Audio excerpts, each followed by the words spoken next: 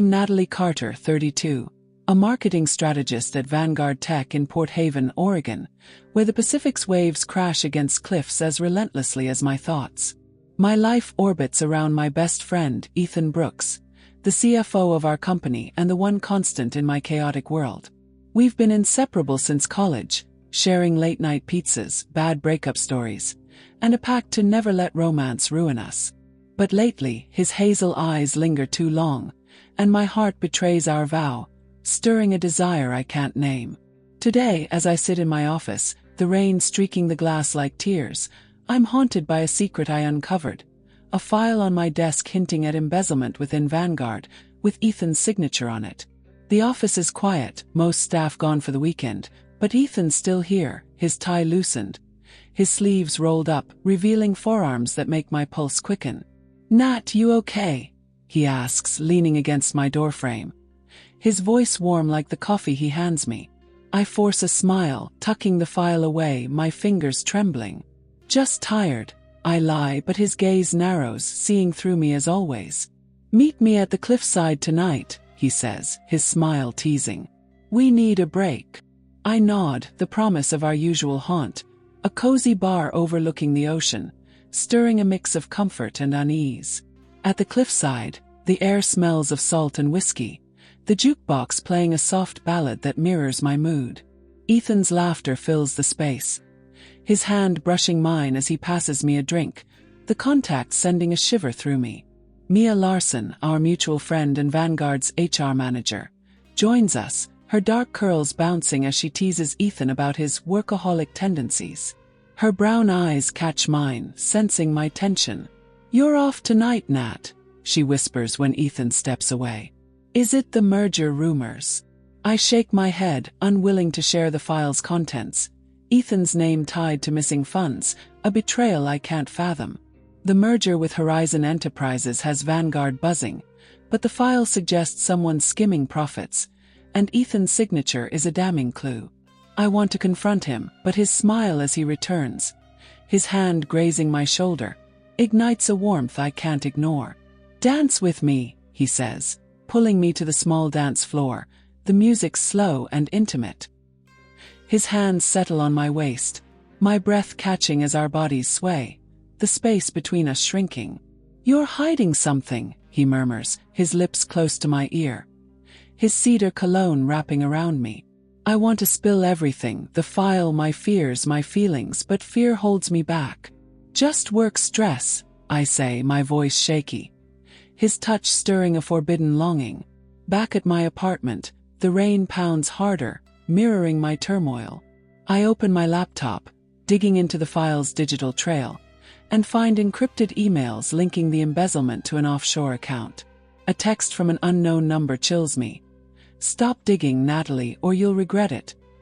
My heart races. Someone knows I'm close. I call Mia, her voice steadying me. "I found something at work," I confess, avoiding Ethan's name. "It's dangerous." She insists on coming over, her loyalty a lifeline. "We'll figure it out," she says, arriving with coffee and a fierce determination. "But be careful with Ethan. He's acting strange too." Her words plant doubt, but my heart clings to our friendship, the way his laughter anchors me. I pull out the file, showing her the numbers, but not his signature. "This could tank the merger," she says, her eyes wide. "Or worse, someone's playing dirty." A knock interrupts us. Ethan, soaked from the rain, his expression unreadable. "You left your scarf at the bar," he says, stepping inside, his gaze flickering to the file on my table. My breath catches. Did he see it? "Nat, talk to me," he says, his voice low, his hand reaching for mine, the touch electric.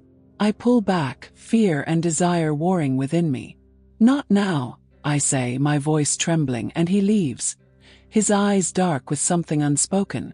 Alone, I open my journal, writing.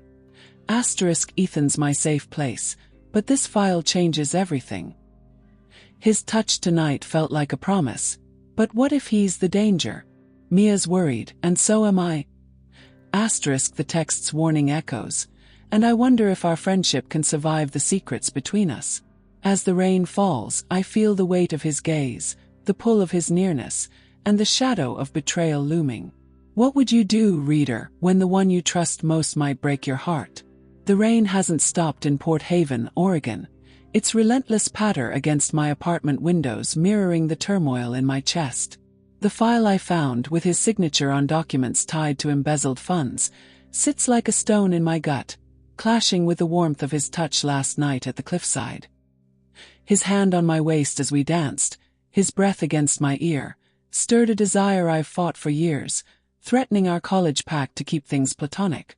The anonymous text, "Stop digging, Natalie, or you'll regret it," has me on edge, and Mia Larson's warning about Ethan's odd behavior only deepens my doubt.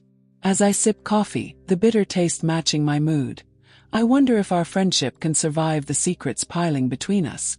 Mia texts, insisting we meet at her place, a cozy loft above a Port Haven bookstore. I arrive, the scent of old pages and lavender calming my nerves, but her brown eyes are sharp with worry. "I hacked into Vanguard's secure server," she says, her voice low, pushing a laptop toward me. "There's more to the embezzlement. Transfers to an offshore account linked to Horizon Enterprises, but someone's covering their tracks." My heart sinks. Ethan's name is on those files, but Mia's data shows a second signature. Victor Crane, Horizonsa. "Ethan's involved, isn't he?" she asks, her voice soft but piercing. I hesitate, torn between loyalty and truth. "I don't know," I admit, my voice cracking. "But I need to find out." Her loyalty strengthens me, but fear claws at my chest. "There's something else," Mia says, pulling up a photo from a security feed. A grainy image of Ethan meeting Victor in a dark alley near the docks. My breath catches, the betrayal cutting deeper than I expected. "We need to confront him," I say, my resolve hardening, but Mia grabs my arm. "Not yet. If Victor's tied to something bigger, like a syndicate, we're in danger." Her words echo the threatening text, and I nod, my mind racing. We agree to dig deeper, but I can't shake the memory of Ethan's hazel eyes, the way they softened when he said my name. That evening, Ethan invites me to his beachfront condo for dinner. His text casual but laced with urgency. "Need to talk, Nat.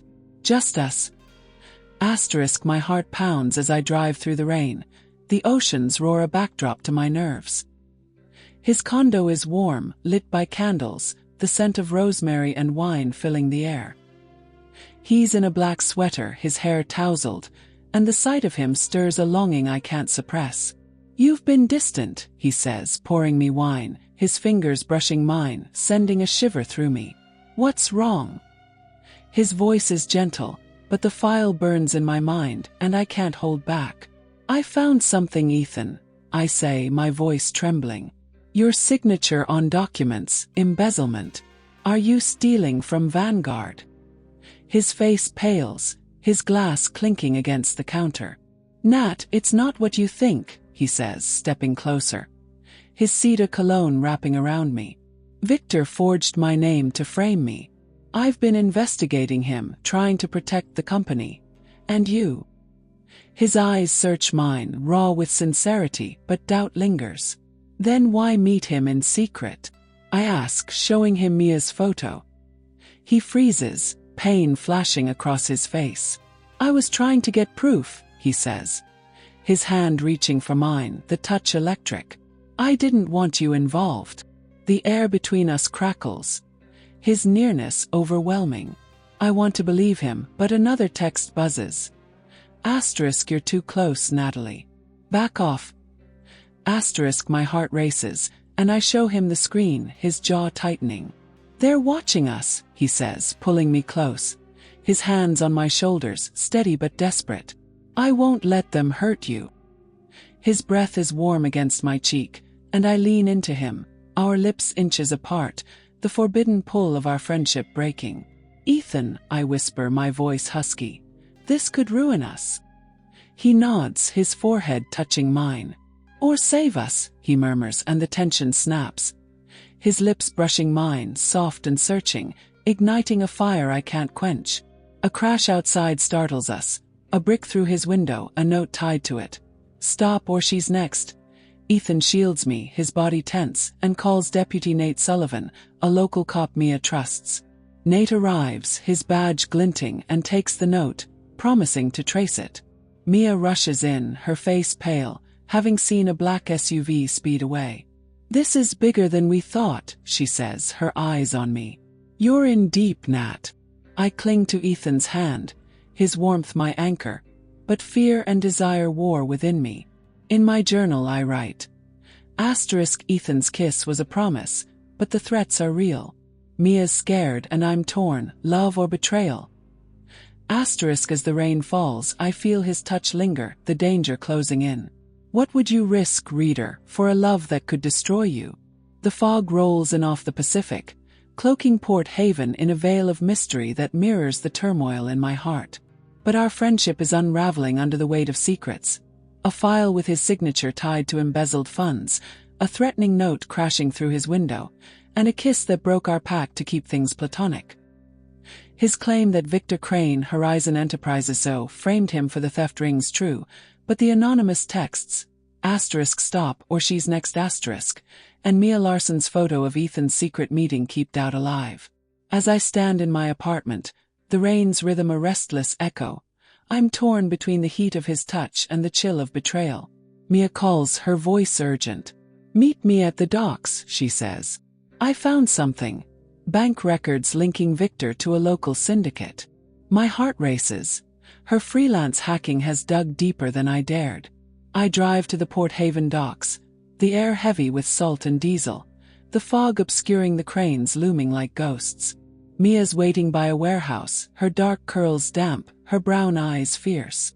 "These records show Victor's laundering money through fake contracts," she says, handing me a USB drive. "But Ethan's name is on some transfers. If he's innocent, someone's setting him up big." Her words sting, but her loyalty steadies me. "We need to confront him," I say, clutching the drive, fear and desire warring within me. Before we can leave, headlights cut through the fog. A black SUV, like the one Mia saw after the brick incident. "Hide," she whispers, pulling me behind a crate. Victor Crane steps out, his sleek suit out of place among the rusted containers, talking to a man with a scar across his cheek. "Brooks is close to cracking," Victor says, his voice cold. "If the girl keeps digging, take her out." My blood freezes, they mean me. Mia's hand grips mine, her breath shallow, and I realize the syndicate's reach is deeper than we thought. As they drive off, I whisper, "We need Ethan's help." Mia nods, but her eyes are wary. "Be careful, Nat. He's still hiding something." I text Ethan, asking him to meet me at his condo, my heart pounding as I drive through the storm. He opens the door, his hazel eyes dark with worry, his shirt clinging to his frame from the rain. "Nat, what's wrong?" he asks, pulling me inside, his hands warm on my arms. The scent of cedar and wine wraps around us, the candlelight casting shadows that dance like our secrets. I show him the USB drive, my voice trembling. "Victor's laundering money for a syndicate, and your name's on the transfers. Tell me the truth, Ethan." His face pales, but he steps closer, his hand cupping my cheek, the touch igniting a fire despite my fear. "I swear, Nat, I'm trying to stop him," he says, his voice raw. "I signed those papers thinking they were for the merger, but Victor doctored them. I've been working with a contact to expose him." His sincerity shakes me, and I want to believe him, but the threats loom. "They're after me," I say, showing him the latest text. His jaw tightens, and he pulls me into his arms, his heartbeat steady against mine. "I won't let them touch you," he murmurs, his lips brushing my forehead, the contact sending a shiver through me. The tension between us snaps, and I kiss him, desperate and deep. His hands tangling in my hair, our bodies pressed close. The world narrows to his warmth, his taste, the forbidden thrill of crossing the line we swore never to cross. But a noise outside, a car engine, breaks the spell, and Ethan pulls back, his eyes fierce.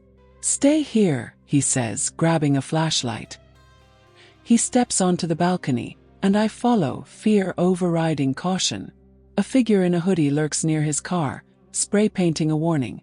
"Back off," Ethan shouts, chasing them, but they vanish into the fog. Mia arrives, breathless, having tracked the SUV. "It's the syndicate," she says, her voice shaking. "They know we're close." Deputy Nate Sullivan pulls up, his cruiser's lights cutting through the mist. "We've got a lead on Victor's crew," he says, taking the USB drive. "But you're both targets now." Ethan's hand finds mine, his grip a vow, but doubt lingers. Can I trust him completely? Back inside, Mia makes tea, her presence calming. "You love him, don't you?" she asks, her eyes soft. I nod, tears falling. "But I'm scared he's not who I think." She hugs me, her warmth a lifeline. In my journal I write, Ethan's kiss is my home, but the syndicate's closing in. Mia's my strength, but can love survive lies? The fog outside thickens, and I feel the weight of his touch, the danger drawing closer. What would you choose, reader, when love and truth hang in the balance? Port Haven's dawn breaks over the Pacific, the horizon ablaze with gold, but my heart races with the shadows of danger and desire. Our friendship crossed into forbidden territory with a kiss that shattered our platonic pact. His hazel eyes and cedar scent igniting a love I can't deny.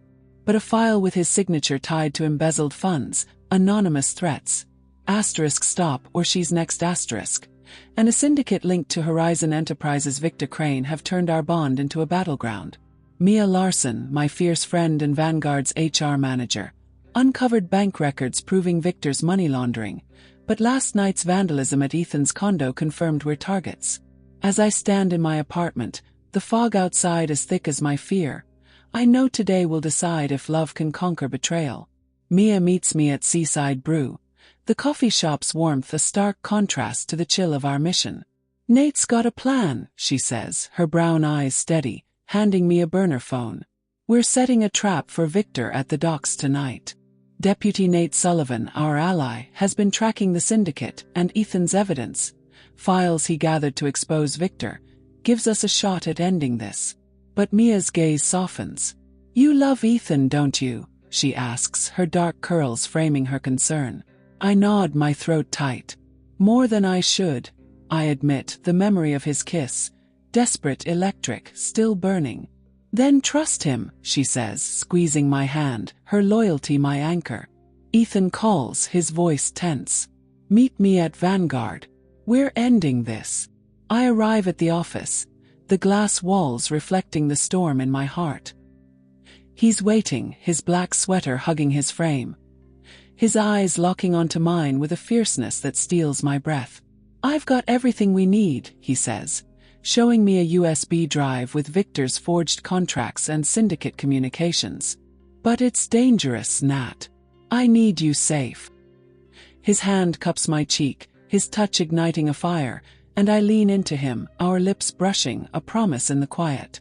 "We're in this together," I say, my voice steady, and his nod is a vow, our friendship now a love we can't hide.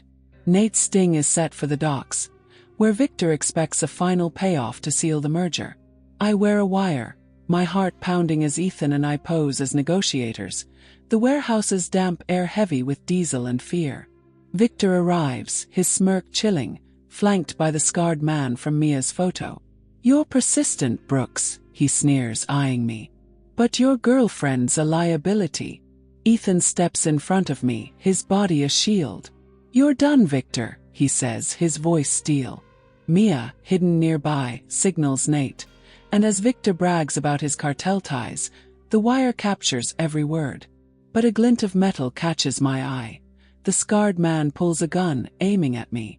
Ethan tackles him, the shot going wide, and I scream, diving for cover.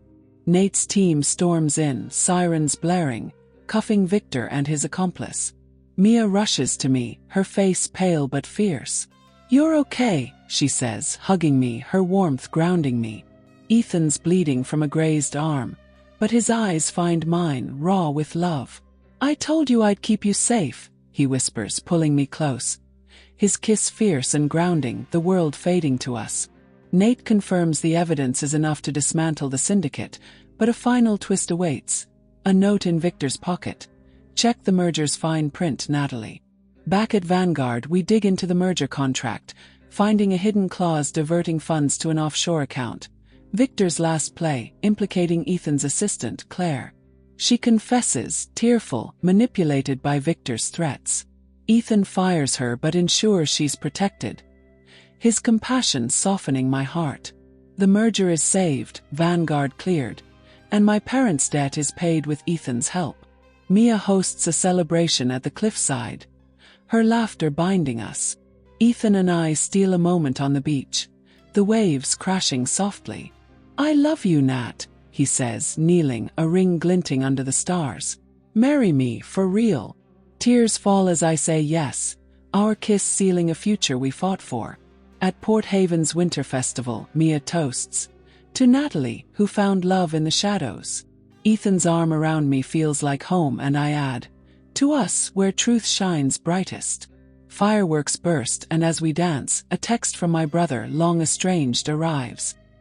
"I'm coming home, sis," my heart soars, love and family restored. What would you risk, reader, for a love that lights the darkest secrets?